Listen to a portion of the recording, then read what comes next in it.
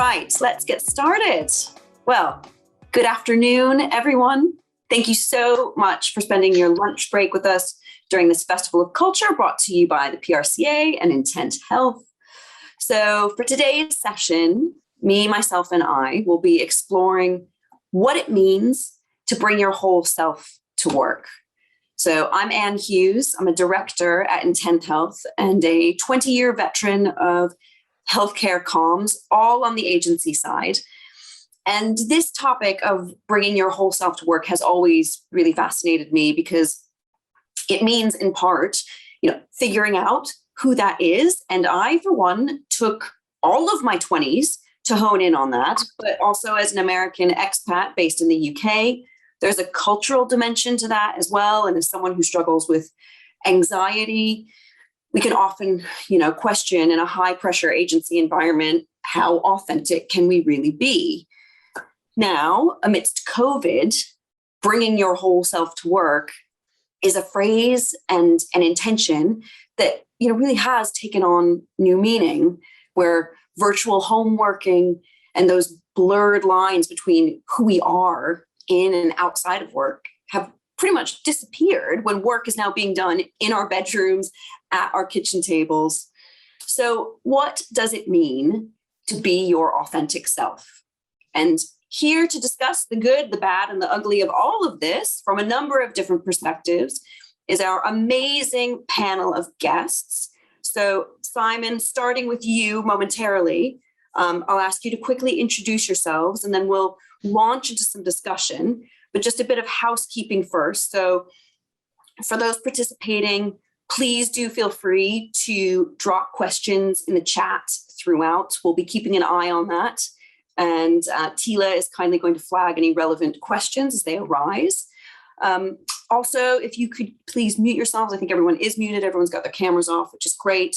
And last but not least, as part of this Festival of Culture, we're inviting donations in support of Choose Love, which all of the donations go directly towards supporting refugees. So a link will appear in the chat shortly if you would like to add your support.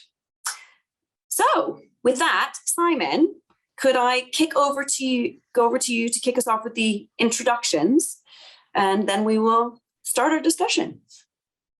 Brilliant, thank you. I'm Simon Blake. I'm the Chief Executive of Mental Health First Aid England, which is a social enterprise.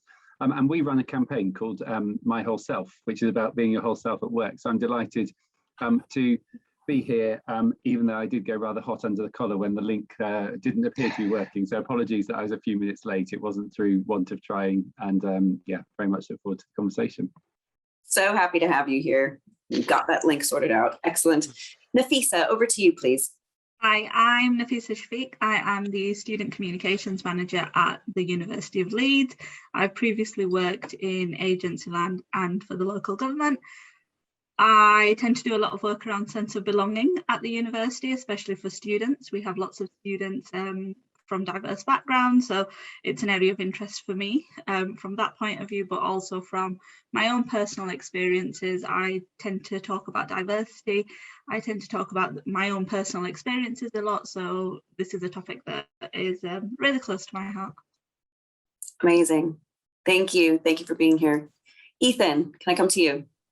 Of course. Hi guys, I'm Ethan. So I'm a director at Edelman, the public relations agency, working across a whole heap of different sort of accounts, but mainly in the brand community. I'm also a qualified mental health first aider through the Mental Health First Aid program, England program. So Simon, I know all about it. And I identify as a gay man. So I am very much aware of the importance of bringing one's true self to work, but also, the challenges you can face, but also the opportunities and the joy that comes with being who you are in the workplace. I'm looking forward to talking about that today. Fantastic, thank you. Mark, over to you. Hi there, so Mark Webb. I'm at the stage where I've gone multiple, so I do an awful lot of bits and bobs. I often call myself a social media floozy because there can be some brilliant positives about social media if you choose the right channels and the right people to talk to. And on that point, I do work for a charity called Shift.ms, which is a social network and support network for those of us with MS, multiple sclerosis, or impacted by MS. And it started in Leeds, which some of you may have heard me talking just before we came on to TILA about hooking up in Leeds. That's where the charity started, but it's actually a worldwide charity with over 40,000 members now, roughly half of them North America. But I'm white, middle-class English. I'm very aware that I come from this sort of privileged side, though very disabled. So I've got that funny mix of diversity in myself. Thank you. Okay, thank you, Mark. And last but not least, over to Rohini, my fellow North American, up early this morning to join us. Over to you. Thanks, Anne. I'm Rohini. I am Vice President at Narrative, a PR firm here in Canada. I'm also the co-creator and co-host of a podcast called ABC DEI, with DEI standing for Diversity, Equity, Inclusion. So the topics we're going to discuss today are very close to my heart. I am, as Anne said, I am a Canadian immigrant. I came here for university. So in a lot of ways, I blended in, and I didn't have some of the challenges that people who move over to Canada later in their lives and in their adult lives have in terms of finding a job, in terms of citizenship. So I am aware of my privilege, even though, visibly I am a woman of color minority. That's great. All right. Well, thank you. Let's start our discussion. So yeah, Simon, if I could come to you first, because really interested in hearing about the My Whole Self campaign that was launched by Mental Health First Aid England in March. So talk to us a little bit about, what is the result of that and what kind of positive changes in workplace culture has resulted from that? So thank you. And the campaign was launched just as we went into lockdown, or just after lockdown. I can't remember. Last year we were planning a campaign which was going to be running all sorts of activities in offices, and the announcement came on the Monday that we were all going to be locked down. So it was a really interesting moment in which to be talking about my whole self to work, when in physical terms, of course, many people ended up actually their whole work coming to their houses. So it's quite an interesting moment in time. But just to tell you a bit about the background to it. So I'm a gay man. I started working in an organisation and hid my sexuality for a short while, but was also on hyper alert, in that moment of thinking about what pub I'd actually been to and what I was going to say. And when I talked about my partner, making sure that I got the pronouns, or missed the pronouns. So I didn't want to lie, but I just didn't want to say it either. So and that personal experience, I think, is one bit. But similarly, you have people, who don't feel able to talk to their family or friends in their first language at work, or wouldn't want to wear a sari to work, or would feel that their voice didn't fit in because they were working in London and a northern voice may not, whatever it is, so all those sorts of things that, and accumulating that sort of experience. I think it wasn't until I was at a mental health organisation that I was realising that those things that we offer, equality and diversity box, actually are also about well-being.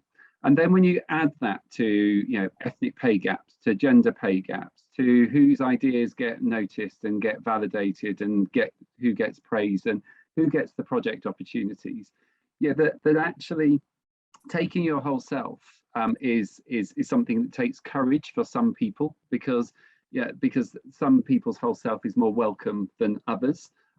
People who look like me, white men, will often not have thought at all about taking whole self to work, because taking whole self anywhere is absolutely fine. And then people with all sorts of personality traits, or characteristics, or demographics, or a tattoo, or what, I can't see what colour your hair is, Mark, but what colour hair is it? We're not traditionally, perhaps not something which you would have taken into the office in the 90s. Whatever it is, is about workplace well-being, and that's about structural change and about culture change and about organizations changing, not about individuals. So it's a very long-winded way of me saying that taking our whole self to work is not about us as individuals, although it will often be us as individuals who have the courage to make change in organizations. It's about us saying workplace cultures need to change so that workplaces are psychologically safe for everybody, so that people get the opportunities and the promotions and the ideas and the development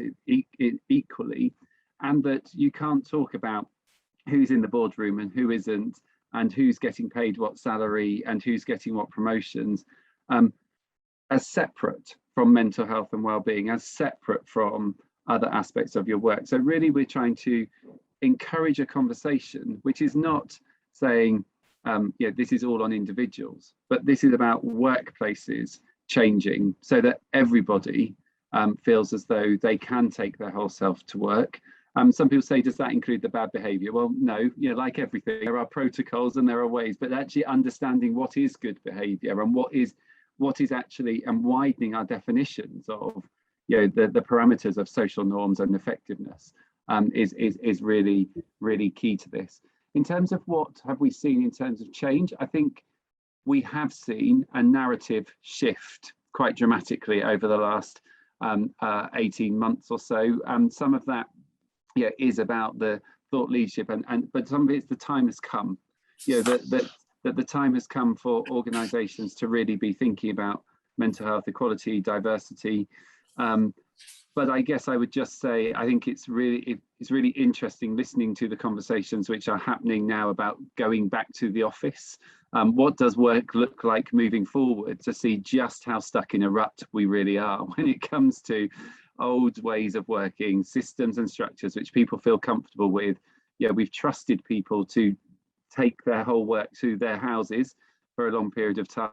And now suddenly you were saying, we may not want to do that anymore. And I guess for me, your whole self is really about synonymous with trust. You trusting the organisation and the organisation trusting you, in order that you can be fully cognizant of what work is being done, and you're able to give your whole self to the work because you're not worried about whether the systems and structures are welcoming for you. Sorry, I won't give such long answers in future. No, that was great. Thank you. And that trust piece is so critical. And yeah, we are able to feel more comfortable and be ourselves in our own homes, but we're being asked to go back to work now. Would anyone like to weigh in on that before I kind of steer the conversation?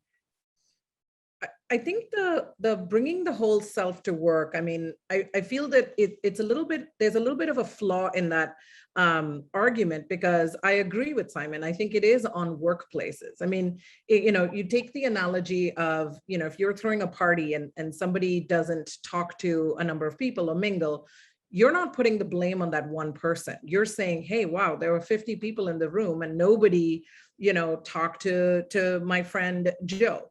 And so I think that's, you know, it really has to be the collective. I think organizations have to do the work to create that psychological safety and that safe culture. And your reward is that people are going to bring their whole selves, because we all know that, you know, diversity of thought and experience enriches our workplace, but you got to earn that. And I think we need to flip that argument. So it's not on, hey, how much of myself do I bring? It's how much of myself has my work earned the privilege of knowing? So I really feel that we need to shift that. Yeah, that's such a good point. And how can organizations do that, or those that are doing it well? What are they doing? And have we seen a shift during, you know, have there been a forced shift during COVID that we want to see sustained as we go back to hybrid working?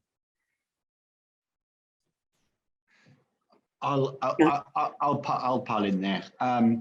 Rohini, you said everybody knows that D&I is great now.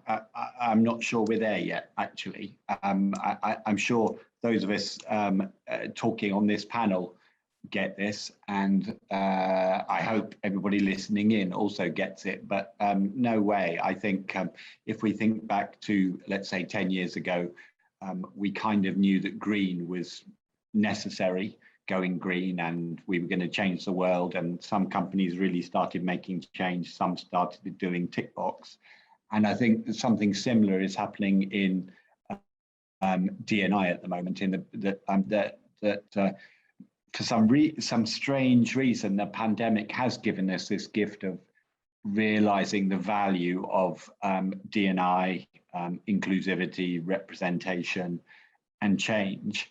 But a little bit the same is happening in the sense that there are some companies and organizations and media movements that are totally embracing it, and others that are appointing some middle level D&I manager and saying, right, well, that's covered off then, thanks very much, and they can move back to selling washing machines or t-shirts or whatever.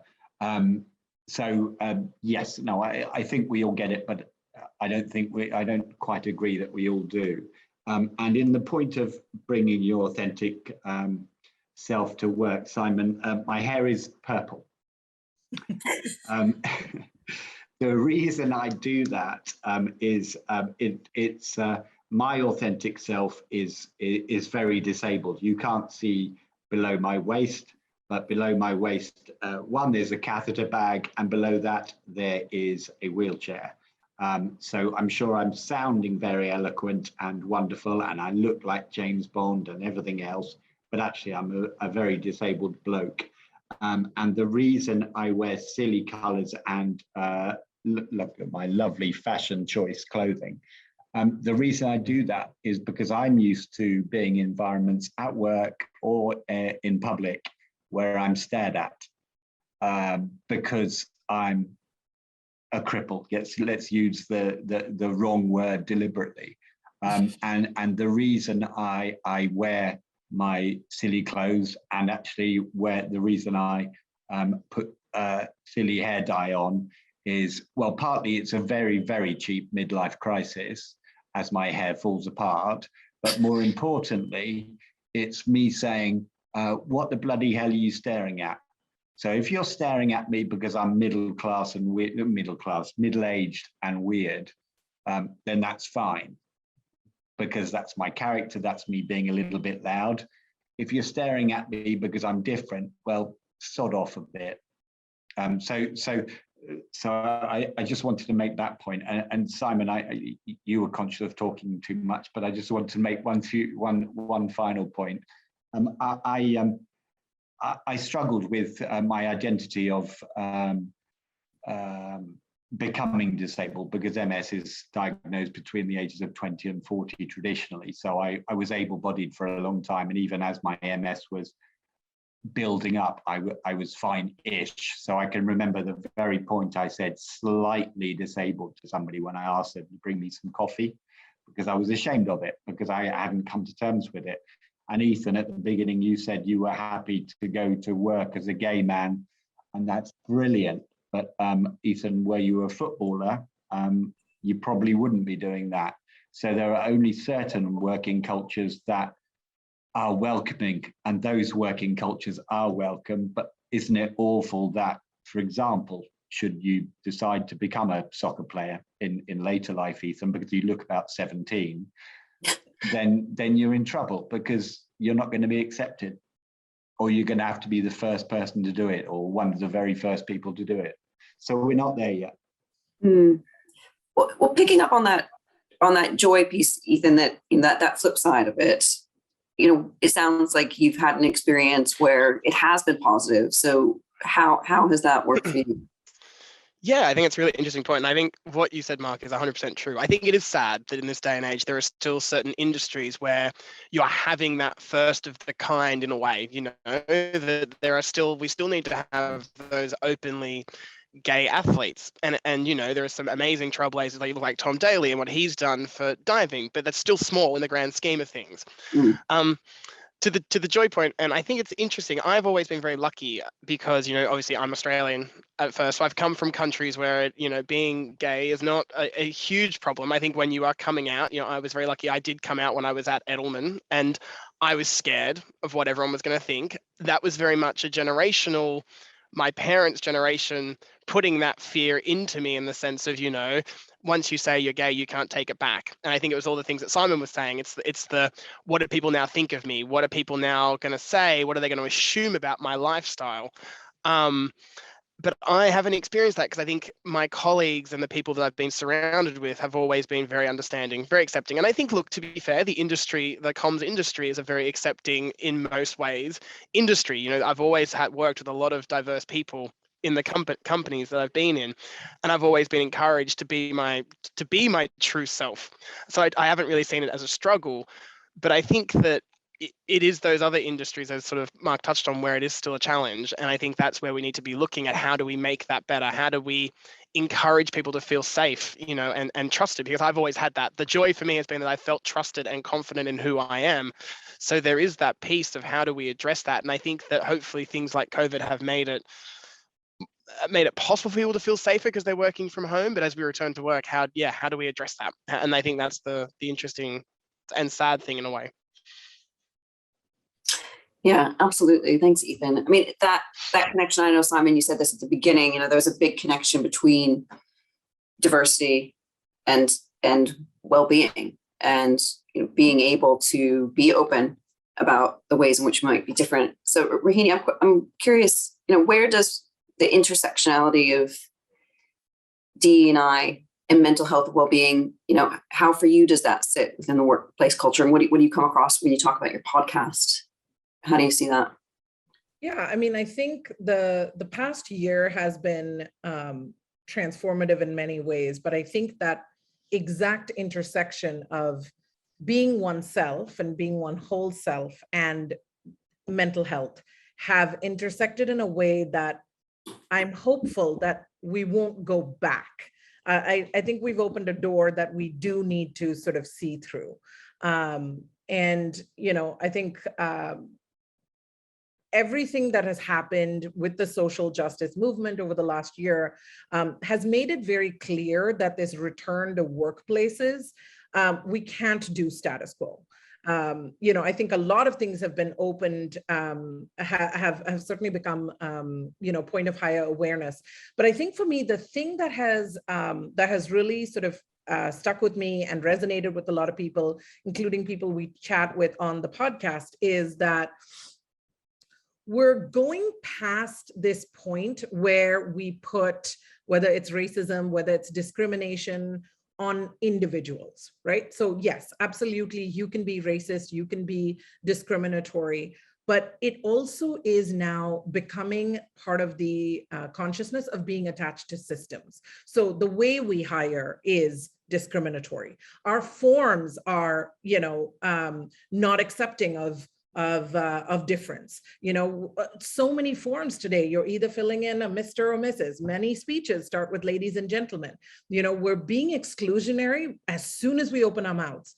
And so I think part of it is this desire to, in your desire to create a culture of safety or of inclusion, it's not just about changing your own attitude or learning more or asking with curiosity. Absolutely, all those things are important. But I think there's a level of accountability that goes deeper than that. And that is saying, okay, just because we've done whatever, team meetings this way, or hiring this way, or onboarding this way, doesn't mean we should. And I think that's where, it's also my advice to organizations is think about some of those standard practices that are same old, and think about actively who you are excluding by doing them that way. So if you think about, a town hall and you think, okay, everybody, goes into this boardroom, is the door wide enough to accommodate everybody? You start a speech with ladies and gentlemen. Well, who are you excluding at that point?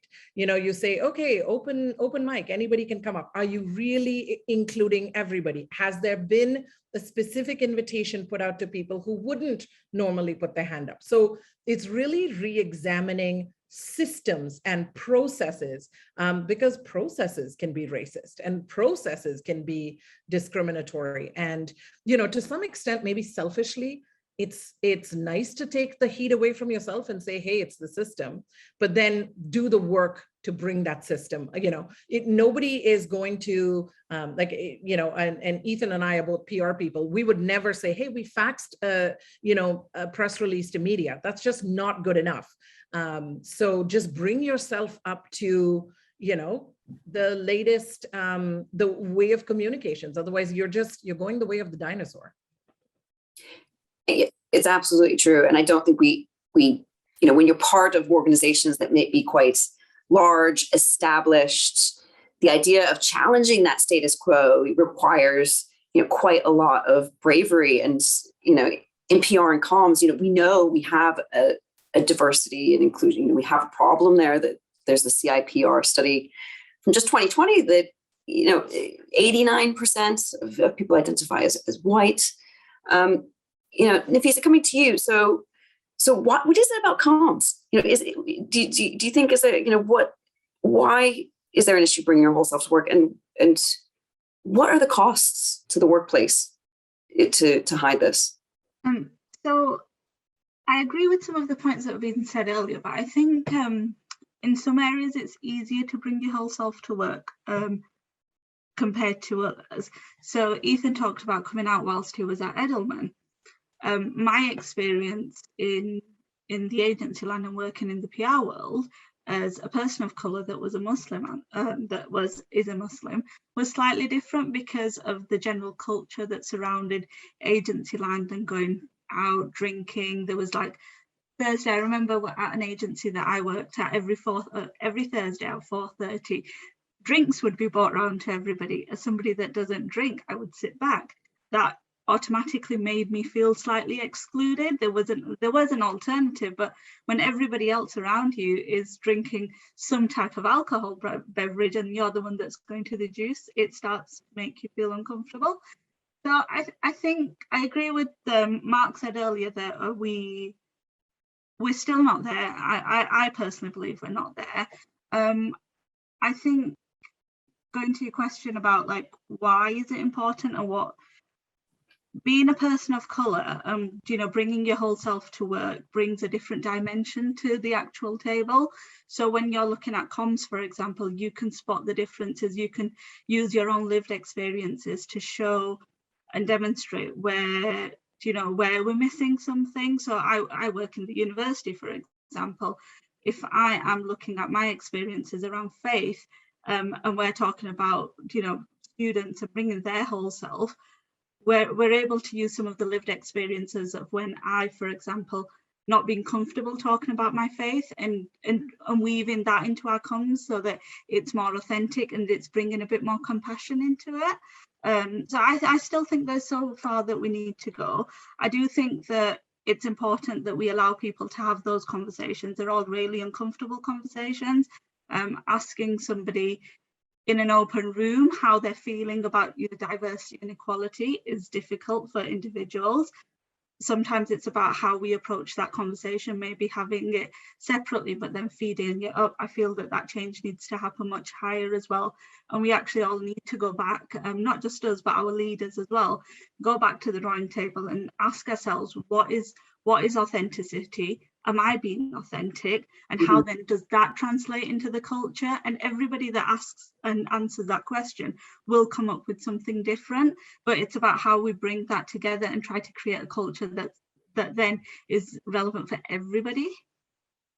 Yeah, I mean, leadership and role modeling is so critical to changing cultures and behaviors. Simon, I'm coming back to you, just curious in terms of the My Whole Self campaign. Is there an element that specifically equips leaders to start to have these conversations? It doesn't have to be like anybody can be a leader in an organization. It doesn't have to be about how long you've been there or how senior you are, but having those conversations, like knowing where to start sometimes. Yeah, so I mean, we're still in fairly early stages of it, but the webinars and supporting materials and things which we have done have all been about having the uncomfortable conversations, about recognizing, being aware. To Rohini's point, about understanding that it's not just asking, it's asking every system and structure, does it include? By its nature, most things exclude some people, and because because of who's designed them, because of who's created them. So really thinking about everything. So I think the campaign itself is it builds and changes, but there've been huge amounts of conversations and leaders. So we had a series of webinars around anti-racism. We've had some around suicide prevention. We had some around gender issues in the workplace that talked about the menopause. So different LGBT issues, etc. So that is what it is all about. And I think it's all about leaders within organizations recognizing that this is about a board level commitment to addressing inequality, inclusion, and doing that in a whole range of ways, but ensuring then that managers, leaders all have the skills, that this isn't left to one person who's the diversity person, who's often a person with lived experience, either as a person of color or a gay person or a woman of color, etc., and that we are not leaving what is ultimately systemic change to one or two people. It's about step by step reflecting on, understanding all of our behaviors, and recognizing this is as much about unlearning as it is about learning. That we have John Amici describes takes apart, as my understanding, saying unconscious bias is probably not helpful. Let's think about it as embedded assumptions, that we have a number of assumptions that are embedded in us, generally based on our lived experiences and that around, and we live at the edge of that. So what have we learned, and what is it that we need to unlearn, and what is it that we need to be curious about in order to try and move the agenda forward. And so for me, the campaign is about stimulating those conversations, ensuring that everybody recognizes that it is about systems change, about culture change, and that we are not saying this is about individuals, but about the system creating safety in which people can turn up for work. And again, just to really just remind us that that it is bias is and assumptions are everywhere. From the way that an interview has a presentation in it, and then people will make all sorts of assumptions around people's voice or first language or ability to do PowerPoint slides. So really, it's about just making sure that in every single thing we're doing, we're asking, why are we doing this? Who is it that this is benefiting? Who is being disadvantaged? And what can we do to really balance that? And I think to Nafisa's point, the key, apologies if I didn't pronounce it properly, I realized that we didn't have a chance to check with you beforehand, but that it is easier for some people, and the assumptions that people make. And so it's not just about saying everyone's welcome, it's about making sure that everybody feels welcome and everybody knows and sees in everything that they're doing that they're valid and equal. And if there's a gap between your statements of equity and inclusion and what people feel, then the job isn't to say, well, that's them being oversensitive, or if they just do this, it's about going, how do we as the leaders close that gap? Thank you, Mark. I saw your hand go up. Did you want to jump in on something there? Yeah, I was kind of just wanting to hug Simon, firstly, which is a bit socially distanced, impossible. No, absolutely. So one to echo.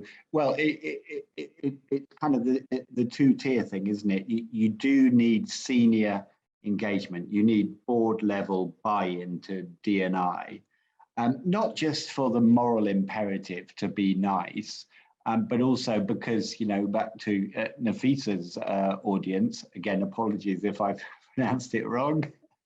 I think we're seeing that the next generation of employees and future employees are totally wanting that from a company, an organization. They want not just salary, they want an ethically correct company doing the right things. And that green sustainability thing I mentioned, that was almost the only thing 10 years ago.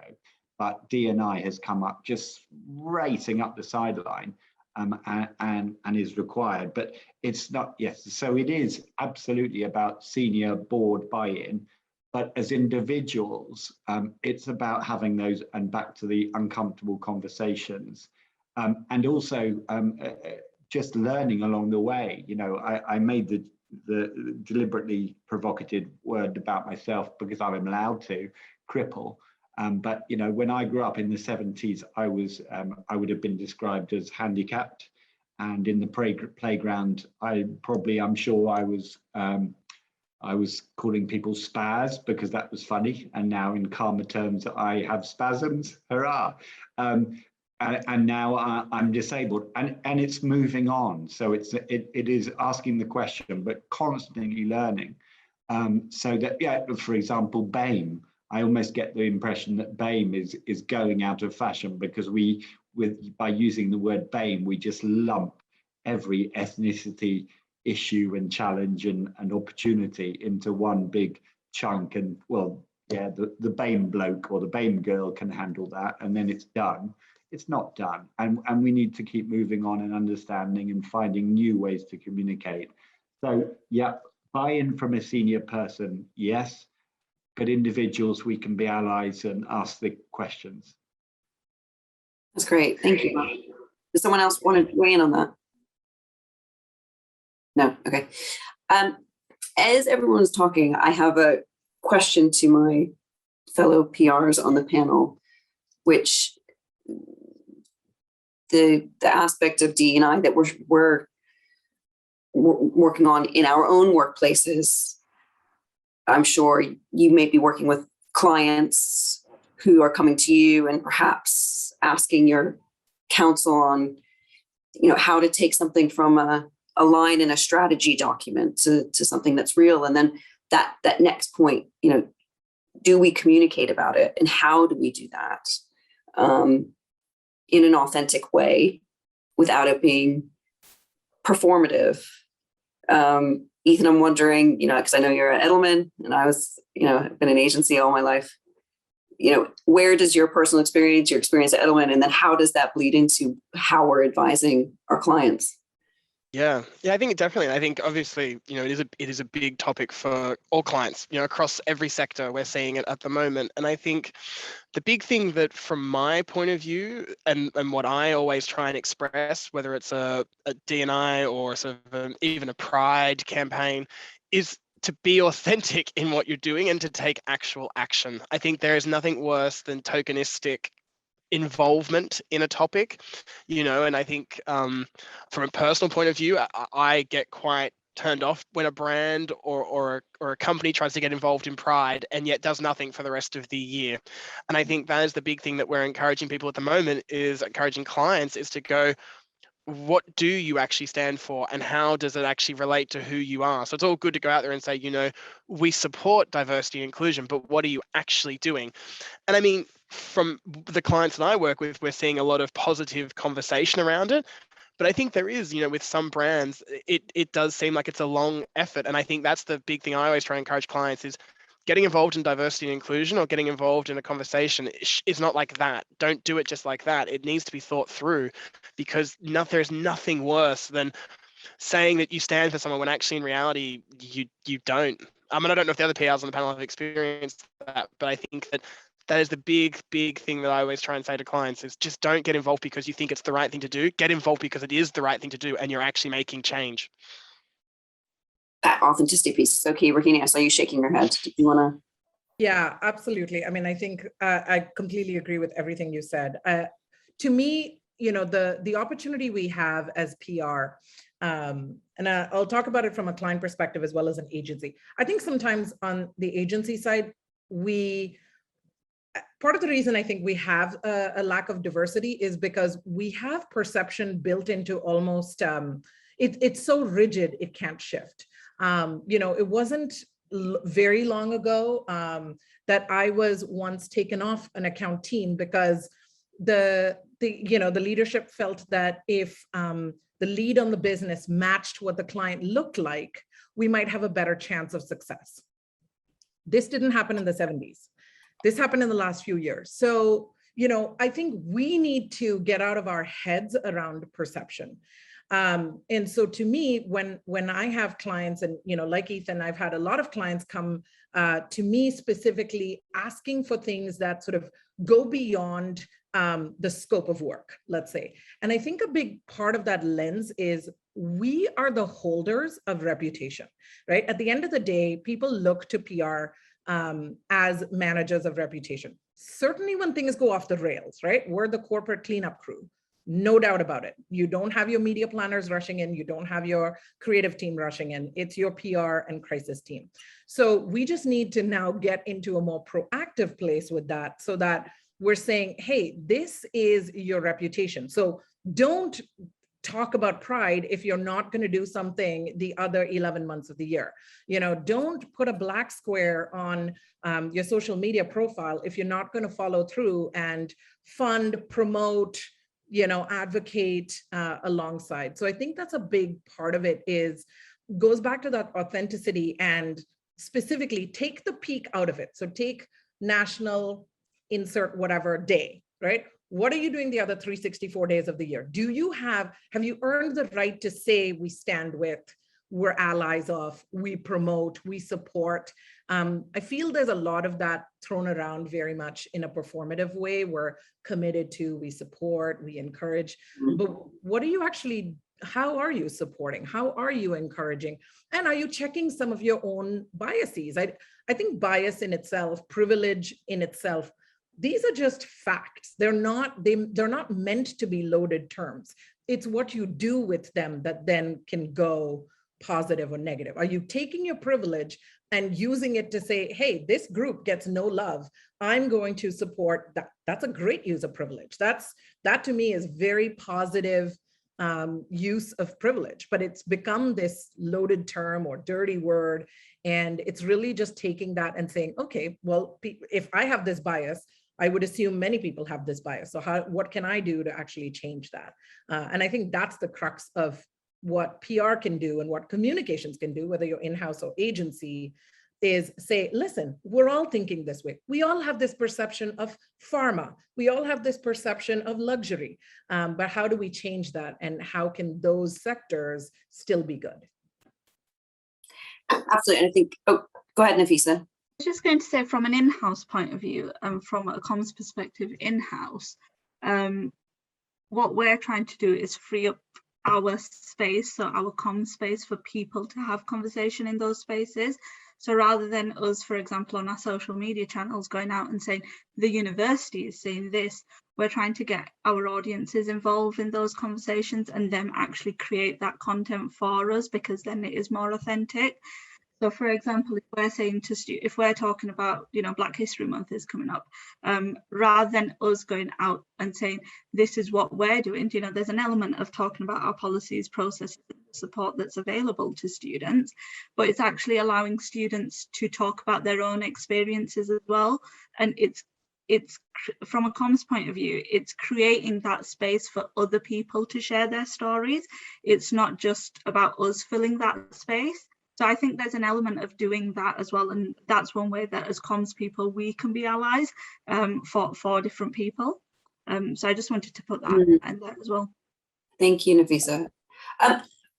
Let's talk about social media for a second, and the role that plays in terms of projecting who we are or versions of ourselves, and then how that intersect sometimes with who we are in real life in a workplace, and how does that help or harm us? Where does social media usage sit in this new gray area?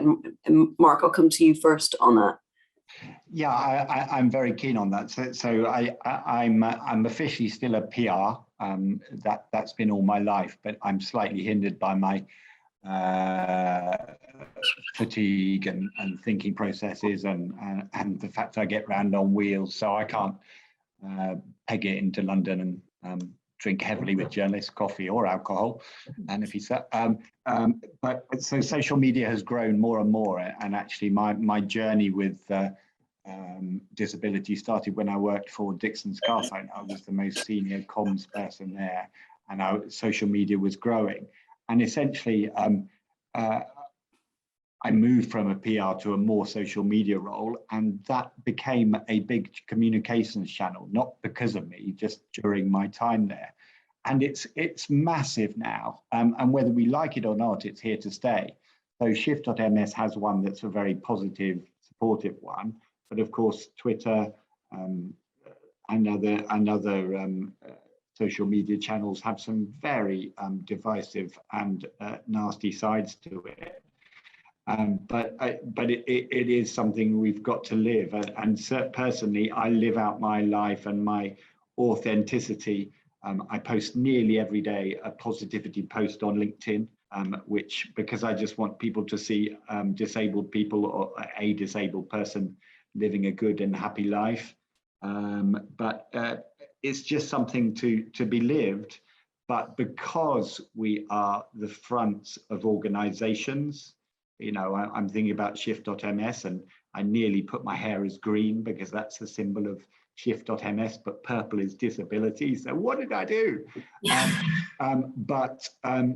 I just think people look to us, and whether that's talking now or in our podcasts or on telly or in social media, I think we have to tread a little bit carefully, but very consciously. So I try to live with humor, positivity, push back against the nastiness, ignore the trolls, but just generally live the good life that somebody who is disabled or is of any flavor of diversity can look to me, and I don't think I've put a foot wrong. And that's quite difficult in social media, because then that you can become beige by not saying anything controversial. So I'm not beige in very, very many ways, but I would just hope that where I talked about Ethan and his future soccer career, but there's also a cricketing chap who just started, and they trawled through his old social media and found some racist posts from when he was a teenager. And I'm glad he was held to account. I'm glad he's back in now, but you know, he needed to be slapped about quite heavily for what he'd done, even though he was a teenager. But I just hope, even looking into my past, that I've stayed authentic, because I can't think of I can think of one. Sorry, I'm just gonna dwelling here. So when I was head of comms for Dixon's, and I was looked to by a very large organization, it was the year of the rabbit coming up from China.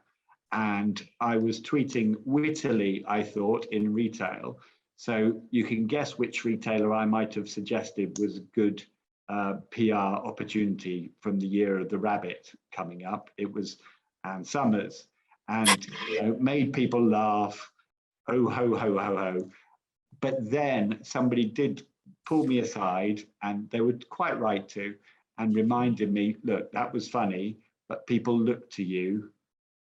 You can't do that. And I had to just reel myself in. I don't think I did anything offensive, but it was wrong because I was a symbol of an organization. Interesting. Yeah, I mean, and I don't know what advice I would give to young people entering the workplace to say. I mean, we moved to a blind recruitment process, but before that, if I, had a candidate in front of me, you do your requisite stalking, so to speak, don't you? And you find something about them on various social media, and you can't help but form an opinion based on that. Should people not like that authenticity? Like, how much do they need to be monitoring themselves or checking that online to make sure it doesn't have an impact in the workplace in a negative way? It's part of our life now. So I keep Facebook private. I'm still not saying anything ridiculous there, but I've got a private outlet for family and friends. So it would take a journalist very hard, they'd have to really look hard to get into my Facebook post. But anyway, there wouldn't be anything offensive there. But in my outward facing channels, I'm aware that I have to represent my charity, my community, everything diversity. And I'm afraid that with PR comes great responsibility, to misquote a quote. What about anyone else weighing in on that? I agree there. I think there's an element of knowing what you should and shouldn't say. And if you wouldn't say it, for example, to your boss or in front of your boss, would you really put it on social media? And it's just checking in with yourself as well. Why are you putting something out there? Is it because you're annoyed that something has happened? You know, is it the same conversation that you would have in the workplace? And actually, because we're working from home, it is starting to get harder and harder. You know, I've had conversations in the last 18 months or so that I probably would never have had if I wasn't in my safe space, which is my house. You know, if I was in a workplace and having that same conversation, there would probably be information that I've kept back. And I think it's looking at everything through a lens. And you know, we all know that social media isn't real in terms of like what you put out there isn't always real, but it's about putting the nicer sides of your life out there. But you know, from a comms and PR point of view, it's about looking at what I'm putting out. Is that actually helpful for other people? So I would always take it with a pinch of salt anyway, but yeah. Simon, you come off mute. Yeah. Well, I guess it's interesting, isn't it? Because social media gives people opportunities to be seen that weren't seen before. And there is a danger that if we expect people to only post in the way that we expect them to post, what we're doing is reinforcing some of the existing biases, inequalities. You know, often some people in my teams will post, you know, some really, really important things about important issues or issues that they feel very passionate about. And is it always said in the way that might traditionally be seen as acceptable? Is it always written in a way which I would have written it? So how much do we have to say, does this align with a value set? And if it aligns with a value set, who defines what that value set is, and you know, where is that barrier between home and work? So I think it's, I remember having a conversation with a work colleague, a senior work colleague in a different job, about swearing on their social media, and they were basically sort of, I don't think that's any of your business, really, in a much more sweary way, and I still can't say whether I ever felt comfortable with that or not as an approach. But I also accepted that people do have a right to express themselves how they want to express themselves. And so I think I don't have the answer, but I do think we have to be careful that we don't, you know, social media isn't separate from all the other parts of our lives. We just get to see those parts of people's lives which we may not otherwise have seen. It doesn't necessarily mean it reflects in any way, shape or form on their ability to do their job or on the company. If it's their personal accounts. Obviously, if you're representing, you know, I can't say, oh, I'm Simon Blake now, it's 7 o'clock. I'm not Simon Blake, Chief Exec of Mental Health First Aid England, or Chair of the Dying Matters campaign, or Spot After Suicide Partnership. But actually I can say, but right now I'm talking about horses, because that's what I do, you know, in my personal life, and you get to see that if you look on my Facebook account, and sometimes, you know, we'll often talk about the dog. So I just think it's, yeah, I think it's quite complicated, but the important thing, just to Tila's question, is we mustn't just allow ourselves to fall back on our traditional understandings when we're thinking about it. What biases are creeping into the questions that we're asking, whether that's about social media, about, you know, timekeeping, about what we wear, you know, about all of those sorts of things. Tricky one. So interesting. Ethan, did you want to add something before we? No, I was just going to say the same thing that sort of Simon was saying, which is it is such a tricky one to navigate. And I think that, you know, looking at things from the way we did in the past and the way we look at them now, I think it is it's very difficult. I think to the original question, I guess you said, and was around sort of looking at, you know, how with job applications. And I think that one way that I try and look at it is to not look at someone's social media profile before interviewing them. I think looking at where it matters, and things like Instagram, LinkedIn is really important. But I think, you know, it's hard not to do the sort of the online stalk before you meet someone. But I think it's actually, because we all have that unconscious bias naturally in us, it is so counterintuitive to the person. I think I think that for any interview, and what I try and do now personally, and I think what is encouraged here at Edelman, is to just meet them. And I think that, have that conversation, get that vibe, because I think that you don't want to fall down that path of the unconscious bias, which does come through social media, which comes through Twitter and Instagram and Facebook, because there is so much that can be discovered just through a conversation that you would lose if you did that stalking. So I think to that point, I think you don't do the online search, or at least personally, I don't do the online search on a job application, because it is counterintuitive.